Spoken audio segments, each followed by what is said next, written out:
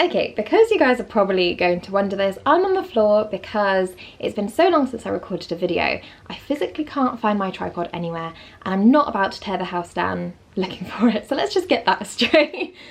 The next thing I wanted to talk about is I'm kind of nervous about getting back on camera. You know, the world has recently been so focused on short form media and, you know, getting everyone's attention in the first 3 seconds and preventing them from doing the doom scroll past your clip, and it's becoming all very, well, Instagram Reels are just becoming incredible now, transitions and all that, and I was just getting stressed out. And to be honest, I really miss just talking to you guys, and I know it's just you see me from the other end of the camera, but it's also therapeutic for me to just get my thoughts out and talk to you guys, and I honestly really enjoy it. I'm not looking forward to the editing process, I haven't missed that, but you know, you take some things, you have to give some things, that's just how it goes. And you know what, I've been reflecting recently because since the last time I've been on here properly in video format and not just, you know, posting Instagram Reels as shorts, lots has happened, and I'm going to say that 90% of it has been really, really positive.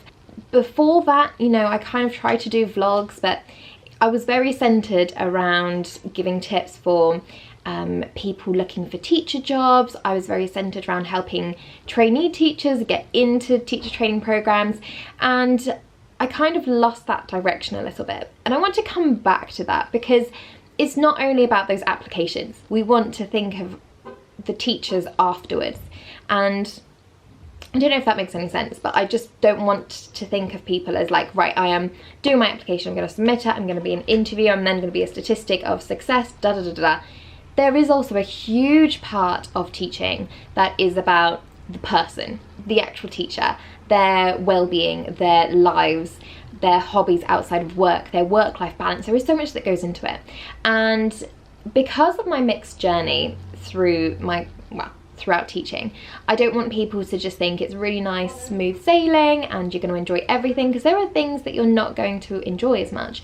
And so for today's video, I thought I would come back with a boom and try and help you guys out with specific traits that I've noticed over time, I've kind of struggled with. And now I will explain everything in separate videos about what I've been up to and what I'm doing now, but I wanted to talk to you about things that I've been trying to unlearn that actually, when you're a teacher, are seen as positives, are seen as, you know, personality traits that are desirable in the workplace by senior leadership team, but actually in your personal life and for your well-being can, well, actually just can be really tough, and they are things that I regret.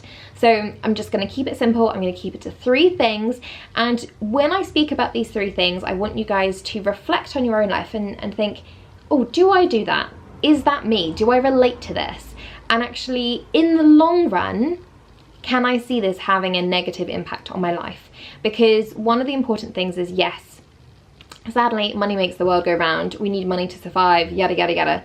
But actually, when we are a teacher, our pupils need us at our healthiest. I'm not just talking about physically as well. You know, a drained teacher, an unhappy teacher, a teacher that, you know, becomes a bit irate or a bit snappy because of everything going on in their personal life or, you know, behind the scenes, it's not healthy for anyone in that classroom. So actually think about these traits that I'm going to go through, and let me know in the comments afterwards if you can identify these in yourself, if you also think, oh, do you know what, I actually have this problem as well. Because it's really important that YouTube isn't just here for entertainment. I also want it to be helpful for you guys. And I realise I've been waffling on for 5 minutes, so I'm gonna zoom through these to make sure that you guys don't get bored and you stay with me. Thank you very much. So trait number 1 is this need for external validation. I'm really bad for this need for external validation, wanting to feel praised by somebody, or maybe looking at a specific statistic, whether that's, you know, how much progress my pupils have made, or for somebody to say well done to me, or you know, all those kind of things. External validation from somebody else, from something else, in order to define my self-worth. So I would never think to myself, oh, do you know what, I did a really good job in that lesson.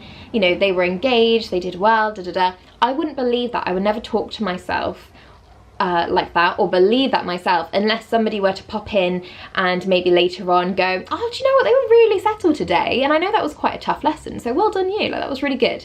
And then if they said that, I would then go, oh yeah, that was actually a good lesson, and then I would feel good about myself. But the thing is, and this is something, well, unless it was just my old school, but I don't feel like teachers do this enough. You know, when SLT come in to observe you, or, you know, during your teacher training, etc., there's always constructive criticism. There's always things that you can work on. And me personally, I always take that constructive criticism and then I turn it into a criticism of myself. So I go, oh yeah, they were right about, let's say, behavior management. Yeah, I'm not very good at that, am I? And I would always need positive things to be said to me, which isn't even that common of a occurrence, because everything's reflective and we want to improve every time.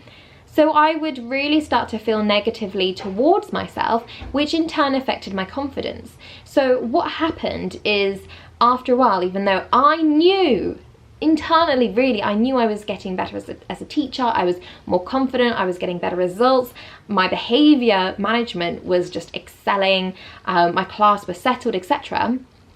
I wouldn't give myself time to just feel happy until somebody said something. But then those people, they're always trying to find something to improve or to reflect or be like, why don't you try this? Why don't you try that? So I never really heard of it. So basically, you don't need external validation to define your self-worth. You do need to, when you reflect, think positive things as well. Reflect not just on those things that could have gone better, but also the things that are a huge success. You know, if a child that is constantly unsettled managed to complete a bit of work, that's huge. Don't just suddenly focus on their handwriting and be like, that could be better. No, you've got them to be settled, to be regulated, to be sat at a table, to complete the work, to understand the work, to meet the learning objective. Huge stuff. Don't then go, oh yeah, but their handwriting. You know what I mean? It's a very much a mindset shift. And I'm still trying to get out of that habit of needing external validation, essentially. The second thing is something I'm trying to work even harder on, because this one is even more ingrained in me. And this is being a yes person. Now, don't get me wrong, I'm getting better at this. I'm learning to say no, or if I do say yes to something, I try and make sure to stand up for myself in terms of requiring more time, or maybe requesting something else, or saying, oh yeah, sure, no problem, I can do that. What would you like me to drop instead? Or which would you like me to prioritize more, because I can't do both. And that's really, really important. But I kind of, again, maybe linked to this external validation thing, I would work harder than I needed to, add more things onto my plate to try and impress in order to get that external validation. Can you see how it's kind of like all being linked together? And it's still something I'm trying to work on, but it's still funny because I would do that to myself, but then complain about how, you know, much I had to do and how long and how many hours extra I had to do, which, you know, we all know is kind of for free, isn't it? So yeah, it's really interesting. But learn your boundaries. If you have a boundary and you go, right, I don't want to work past this time in the evening, make sure you don't. And if you do constantly, but for unavoidable reasons, make sure you seek support with that. That's really important. Not just whether you're a trainee teacher, not just whether you're an ECT. You could be 7 years into teaching and still need to do this, and still need to hold yourself accountable to making sure you hold that boundary. When you don't have children, it's probably easier to accidentally go overboard or do longer hours. I think those people that are parents, and correct me if I'm wrong, but I think because they've got so many other things to do, look after the kids, cook the dinner, they kind of have to cut work off at a certain point. And I think when you don't have those other things that are taking your attention, it's very easy to accidentally go overboard. And you know, people get really, really thrilled. They're like, oh my gosh, I'm now head of maths and head of key stage and head of this and head of that. But don't go overboard on purpose. You don't need to impress anybody. You know, as long as you are abiding by the teacher standards, you're getting the work done that you need to, you don't have to do that extra step. Yes, there might be a child that needs it, but you could ask the Senko to support you. You could allocate a specific amount of time in your PPA to do that, so you're within target hours. You know, there's ways to go about it. Or if you're a trainee teacher and you're spending 3 hours on a lesson plan, and you know, later on in the year you're going to be doing 80% of the teaching, physically, like the maths, it doesn't work. You don't have enough hours in an entire week to be able to do that. So make sure to ask for help. Don't overwork yourself in order to find external validation, and set your boundary and stick to it as best as you can. The third thing linked to all of this, so you're probably going to be like, oh my god, this is kind of so obvious, but I really relate to this, is masking imposter syndrome through perfectionism. Because guess what? That perfectionism on trying to have the perfect lesson plan, making sure that not only have you catered to every single teacher standard, but you've got physical evidence of it, let's say an extra worksheet, an extra resource, an extra this, an extra that, which you don't always need to do, can I just clarify? That is you trying to be perfect, which then leads to you working more, because essentially you want that external validation. And I say you as in it's you guys, but this is, I'm talking about me really here. This is what I'm just kind of relaying to you in case people go, oh my god, you know what, I'm absolutely the same. And basically that all stems from trying to prove yourself because you don't believe that maybe you're in the right place, or maybe you think, gosh, I really want to just show to them that despite me being the ECT1, despite me being the youngest, despite me, I don't know, coming in from another school and I'm already in leadership and everyone else has been here for years and I want to prove myself. You don't need to. You know, it's okay to make mistakes. If we treat ourselves like we do our pupils in regards to mistakes and growth mindset and being like, listen, making mistakes is part of the journey, you can learn from it, da da da. Why do we not take that on board for ourselves?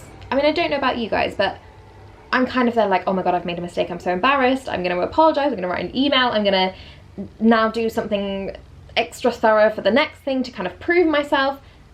But why? And it kind of comes down to imposter syndrome. You know, maybe I don't feel qualified enough or experienced enough to work in this particular year group. You know, year 6 teachers might feel this a lot. Gosh, I've got the pressure of SATs. I need to make sure this is good. Or year 1 phonics screening, or obviously secondary school, you've got GCSEs, A-levels, etc. We don't need to be perfect. I think that's essentially what we're saying. We don't need to keep proving ourselves to SLT, to society, to parents. We are humans, we have boundaries, we have well-being. We need to look after that. And if you are feeling a bit imposter syndrome, don't suddenly work yourself crazy to try and counteract that or try and be perfect. Because you know what, you will learn so much more in making those natural mistakes and then the reflection afterwards than, you know, going crazy. And anyway, I could waffle about this for ages, but I just want you to take those 3 things into consideration. Try and think about yourself, whether it was at uni because you're about to start teacher training and maybe you're taking this as a warning of things to look out for and think, okay, I'm not gonna, you know, chase perfection or chase external validation. It might be that actually you see this in yourself and you go, I need to reflect on this and work on this, and how can I set my boundary? How can I reflect positively on what I've done rather than waiting for somebody else to praise me and then believing it. So with that in mind, I'm going to leave that here because it's quite a deep one to come back to YouTube with, but I feel, I'm not going to say my duty, but with so many of my audience being at the beginning of their teaching journey, I want to give you guys these messages and these things to consider from somebody that has been in teaching for a while, just to kind of give you guys a head start and to save you what I'm having to do now, which is trying to unlearn these very, very ingrained habits and personality traits that I have. If this doesn't apply to you, oh my god, let me know and tell me how you've managed that. Ooh, because that's pretty incredible.